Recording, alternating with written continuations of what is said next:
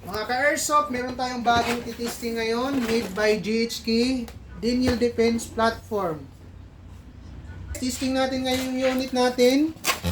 Ito siya. Ito pala, gas blowback type. Tapos, Denial Defense yung marking niya. Ito po. Ang complete marking siyan.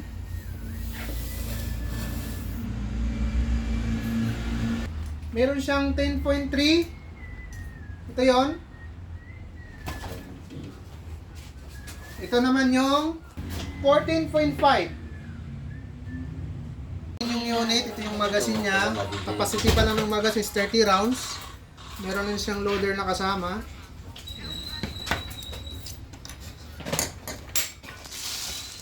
Pag-load pala ng bala, tapat lang natin tong loader niya sa ibabaw. Tapos lagay natin dito sa ibabaw yung bala.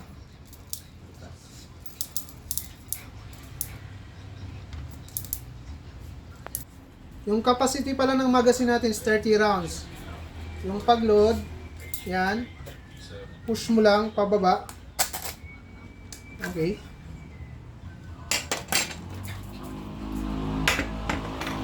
Paglagay naman ng gas, nasa taas yung tangke, nasa baba yung magazine, dito po.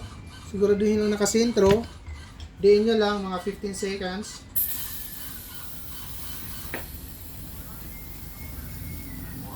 Okay, testing na natin guys. Siguraduhin na nakapasok yung magazine. Kasak. Safety, gumagana. Single, automatic. Try natin. Firing, single. Wala palang kasamang front carrier sight to guys ha. Option nyo po yung kung gusto nyo lagyan ng scope or front and rear sight. Okay, testing natin. Firing, single. Automatic. Kung naubusan ng bala, open bolt siya, release magazine.